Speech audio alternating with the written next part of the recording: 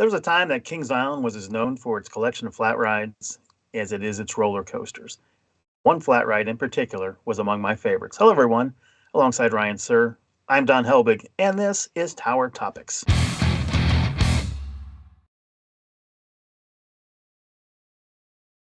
Tower Topics is a podcast by Kings Island fans for Kings Island fans because that's who we are and that's who we care about. Don, one of your favorites, I would never have guessed a flying shoe, a wooden flying Yeah, shoe. well, that's what it was known by.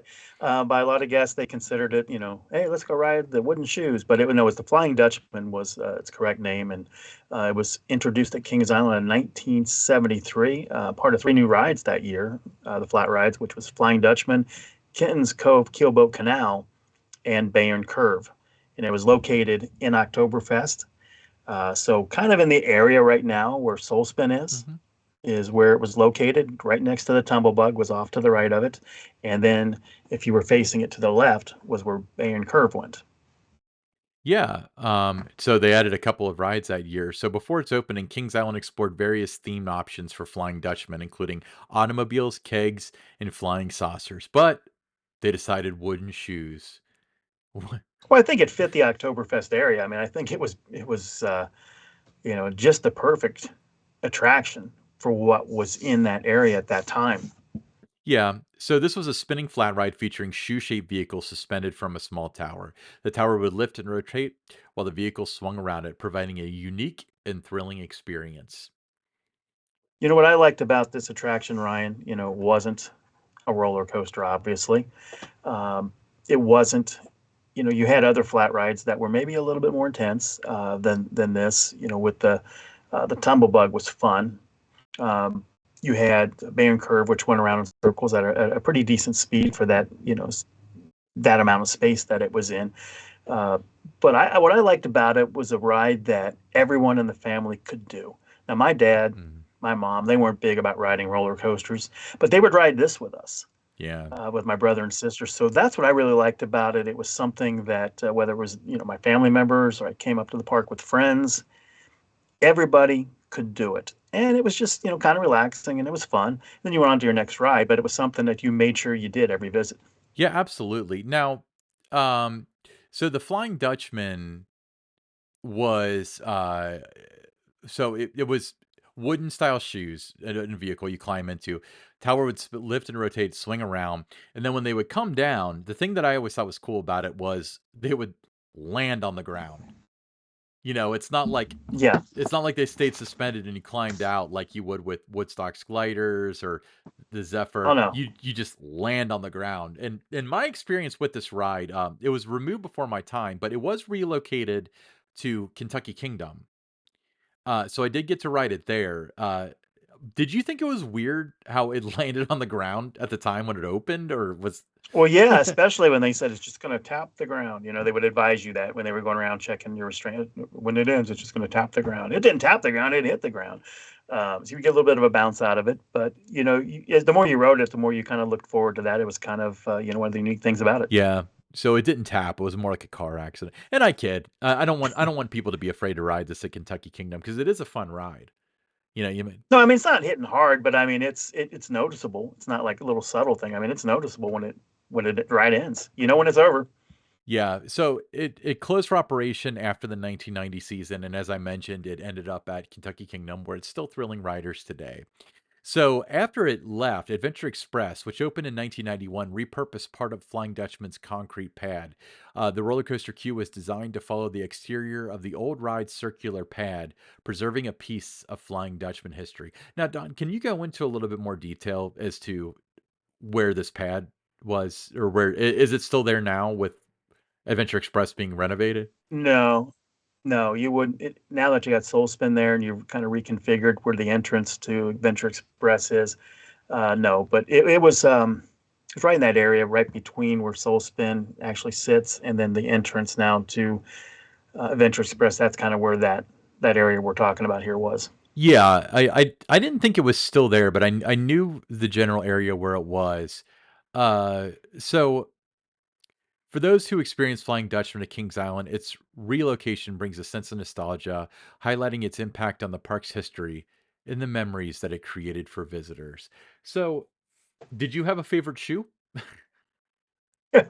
Yeah, it was kind of the off yellow one. I always liked that one. I mean, there were multiple colors going around, with the different tubs with it. But there was one that was kind of like an off, like not quite orange, but not quite yellow. Yeah, it's touching. I guess there isn't a whole lot we can say about the shoes for this ride, but if you guys do swing by Kentucky Kingdom, No, but you know what? Ryan, we talk about this here, and a lot of our listeners. I mean, they're certainly going to remember this ride, and I would hear, up even to last summer when you are in that area of the park, guests are walking by and you've got the parents with their kids or maybe the grandkids and they're pointing, oh, they used to be the Flying Dutchman used to be here. It was like these wooden shoes and you go around. I mean, everybody would talk about it and they remembered it. So, it was certainly a memorable ride for Kings Island visitors from 1973 to 1990. so I'm guessing that the decision to remove it had everything to do with Adventure Express, since it's not the end of its service life since it opened like the next year at Kentucky Kingdom. Yeah, it wasn't at the end at all. It was just that's the space that they wanted to have Adventure Express. They needed that area for the entrance. It could have been maybe relocated somewhere else in the park, but because it fit that Oktoberfest theme, it would have been it would have been casted wrong or misfit if it was placed in Coney Mall or Rivertown or the kids area. So I mean, it just didn't work. So it was just time to move on from it. Yeah, I understand. So what do you? I know you weren't there, yeah, like because you didn't come to work for the park for decades after this, but do you think there was ever any discussion where it's like, is this a good idea to sell a ride to a park that is directly competing with us? I think because of what the ride was, nobody was buying tickets specifically to ride the Flying Dutchman. So Yeah. I think when you have that going for you, I mean, you're not too concerned about it. So yeah, that's my thought too, where it's kind of like you're in a unique situation because had they sold the ride to really any other park, it doesn't matter because the parks don't generally compete. But a park in Louisville, Kentucky certainly does with a park in Cincinnati. So it's weird to see it's like, well, you're helping them, you're gaining a little bit because you're selling the ride, but you're also helping them. It's probably not really going to sell any tickets, but where do you draw the line? You Yeah. know? Yeah. I mean, I don't, I mean, I, again, like you said, I wasn't there at that time, but I don't think it was considered that it was going to be anything that was going to hurt Kings Island at all. And it was a way to, you know, give the ride, an extended life. And here we are, 2024, and it's still going. Yeah, and it's still thrilling riders to Kentucky Kingdom, and again, that's where I had my experience on it. But uh, yeah, unique ride, completely different. It's weird because it was Oktoberfest, but this is Dutch themed, so it feels like it should fit. It doesn't really fit. That's the way I always thought about Well, it. it kind of looked good based on where it was. You had the little bit of, the trees and that, behind it. And you had other rides, the tumble bug, off to the side of it. You had Barren Curve. So, I mean, it really fit in nicely where it was. Not too far away from it. You had, they're spinning keggers. So just that whole little neighborhood there, just a number of flat rides. You had the rotor too for a Mhm. while. So you had a great collection of flat rides just in that, small area of the park. Absolutely. Yeah, I'm not doubting that it looked right and stuff, but it's just weird that everything's German themed, and then this is like a different European country themed. I always thought that that was kind of funny. Well, yeah, yeah. Yeah. Okay. I mean, I guess that's what we can say about uh, the Flying Well, it's important to talk about it because I always say that every ride in the park, it was somebody's favorite I ride, agree. or it was somebody's first ride, that they ever worked at the park, their first job, Or the first ride they ever was rode at the on. park. Exactly, that kind of thing. So there's all those little things, and that's why we like to talk about those, rides that aren't here anymore with us because every ride has a memory for a lot of guests, and like you said, first ride, first job ever Mhm. worked, you know, or just part of that memory of going through that area of the park. You just remember seeing it there. So, if there's any rides out there that meant a lot to you that are no longer at Kings Island, go ahead and tag us on X at tower_topics. We like to hear the rides that meant a lot to you that aren't with us anymore, or even the ones that are around now. that have significance, because we're going to get around to talking about all the attractions in the park. When you're doing 3 episodes a week that are dropping, you're gonna touch on everything that's ever been at the park at some point. Yeah, we're gonna take a bunch of different perspectives, and I think we've already done like we've talked about like Banshee as well as the announcement of Banshee, which is two completely different subject matters. But yeah, I mean, to me, it's there's always that person, and I imagine Yeah. this one was a really good one for being somebody's first like non-kid ride. Um, like you mentioned, is it Dareспin Keggers was your first ride at Kings Island? Yeah, I Yes. remember you Yeah. mentioning that. I've said several times Shake, Rattle, and Roll was my first ride at Kings Island. Um, so I always think of that ride as being my first ever ride at Kings Island, and you probably always think of Dareспin Keggers as being I do, and every time I walk down, going toward Coney Mall, and I see the airbrush little stand there, I was, man, that's where Dirt Spinning Keggers was. That was my first ride. Or I see a picture of Dirt Spinning Keggers out there, or somebody talks about it. In my mind, I can still visualize coming into the park, just being wowed. You saw the fountain, you saw the sky ride, uh, going across, the Eiffel Tower, and just these buildings down International Street, and it took you into a totally different world. And then now it's, we're walking down. Okay, let's go ride something. We turn to the left, and they're spinning keggers, and that's how that became my first ride. yeah, excellent. Don, let's move on to the listener question. All right, the listener question comes from it comes from Raiden Surf. He says, while attending Cincinnati State's landscape horticulture program in the 1990s, some of our teachers said that the landscaping was the 3% of the budget for new construction that makes up 30% of the difference in impact. How important do you consider landscaping in theme parks? Ryan, what's it mean to you when you see landscaping? Is it important? Does it matter? So the example that I want to give you is Busch Gardens, because I feel like the thing that sets Busch Gardens apart from other parks, regard because you can split hairs with who has better rides or this or that or whatever. And I'm talking about Busch Gardens, like the one in Virginia is the one that pops in mind, although it's true Mm. for both of them. Um, the park is beautiful looking, and you can't really have that without fantastic landscaping. So I would say that I don't know if the metric necessarily translates where 3% of the budget for a theme park um, makes up 30% of the difference, especially after the first year. You mentioned new construction, but a park is open for hopefully forever, and they only have one first year. But I would definitely say that a park that looks barren and doesn't look well kept. That first of all, it takes away a lot of the magic, which does make it different from a business standpoint, in my opinion. But I I think that the landscaping is terribly underrated, and it's undervalued by way too many parks. And in fact, Don, I remember you used to annually put out a blog saying landscaping is also a big attraction at Kings Island. You remember that? Did write blogs about that, and made social media posts, and would show the landscapers, planting the new flowers in the spring, or taking them in the winter and taking care of them in the greenhouse.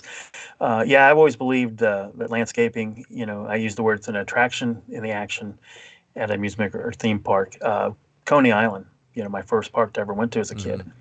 Just remember how beautiful. I mean, that's what stands in my mind, was just how beautiful it was. Here I'm a kid, but I'm mesmerized by just all the different, the different trees, what are the ginkgo trees, whatever they were called. Um, just how beautiful it looked. And then, you go to Kings Island when it opened in the 70s, just beautifully landscaped. Now, I was going for the rides, and then later years, as I expanded out of watching shows, and enjoying the different events and things like that. But I'm gonna take somebody like my mom, not a big rider. So for her, she loved walking around the park and just seeing the different types of flowers, and she could identify the different types that they were, and things like, she liked like the Liberty Bell and the floral clock and those kind of things. For her, she could spend all day walking around, just taking all of that in. So for a non-rider, it was worth the price of admission for her to absorb all that, to see all that, to take pictures of all that. So I think it's very important, because you do have a lot of guests that maybe they're not into the rides. and it gives them something to do. While the kids are off riding Orion or riding the Beast or riding Banshee. Soak City. Maybe you don't want to go in the pool, but your kids do into the water.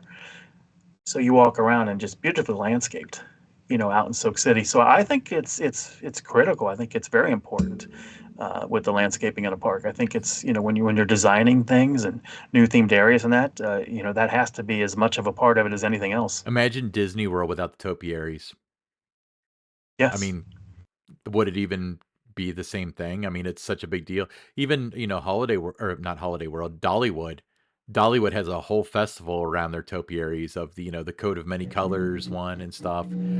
It's clearly a big deal and it's clearly an attraction. Let me ask you this, Don, from Kings Island's perspective, there were long periods of time for years, several times in the park's history where landscaping was cutting the grass. How did they maintain, like, the topiaries then? Like, does it not take a whole lot of skill to maintain those? Or because I know, like, they all takes a lot of well, skill. they still have, like, the floral clock and, the calendar and stuff like that. So, how did they keep those things when the landscaping was just not in the budget a lot of those times? Well, there were some things that suffered, and guests noticed. But I think once like Cedar Fair purchased the Paramount Parks, a lot of that went back in to Kings Island. So they kind of restored a lot of what the park was during the Taft years. So I think that was a good thing when that happened, in 2006, because you're right, landscaping was one of those things. Nobody's buying a ticket. Let's cut this. It seemed like the easy thing to do, right? So it's great that it's kind of come back around. They see the importance of it, and I hope it continues for years to come. Yeah, and, if you want a testament to Cedar Fair with it, like, look at Cedar Point. Cedar Point has some of the best landscaping, especially if you ride the Sky Ride and see they made their Beautiful there. 150th logo out of flowers that you could really only see from the Sky Ride. And then I think last year it was what the 50th anniversary of the Ferris wheel. And it wasn't a topiary. They made it out of the flowers like on the ground, but it was just freaking beautiful. It was just so cool. So And that's another thing about Cedar Point that flies under the radar is how good the landscaping is there, how beautiful it looks. And that's been that way, long before they ever became known as, America's roller coast. And don't you think it would be really easy to make the excuse of like, flowers only live so long. We're in Sandusky, Ohio. It would have been very Um, easy to do that. And in Sandusky, Ohio, it's even more challenging to be able to do it the way they do because it's so cold there. yeah, And but they open in May and it's still very cold there. So I think, that's something that, it's flown under the radar there for years. Nobody pays, you don't see a lot of people talking about it. I think that's something that, you and I can change a little bit this year, Ryan. We can do an attractions group podcast just talking about their landscaping and maybe get somebody from their landscaping department on the show to talk about it because I think it deserves the attention. I completely agree. And I think it's one of those things where um, everybody notices it, but nobody's talking about it. And I agree. We need to change that narrative because it's just too well done. And if anything, selfishly, I'd like to see more parks around the Yeah. country look at what they're doing and be like, whoa, they can do that. I want to do that Yeah. too. Yeah. Yeah, I mean, you look at Kings Island, you talk about nobody's talking about it, the floral clock. Nobody talks about Mhm. it. But the moment that wouldn't be there, everyone's talking about it. Yeah. Yeah. I mean, it, And in the spring, when it's too cold, April and early May, it's not, you know, done yet. It's usually around Memorial Day when it's ready to go and it looks beautiful by that time. But you hear that in April, May. Oh my gosh, I hope they're not getting rid of the floral clock. Well, when it's there, you're not saying, "Oh, this is so great. I'm taking pictures of it." So it's one of those things. Again, like you said, it flies, under the radar. Nobody notices it until it's not there anymore. Awesome. Yeah. Well, that's a fantastic question. I'm sorry we couldn't directly answer it, but you did lead to a very interesting conversation about the landscaping at the parks.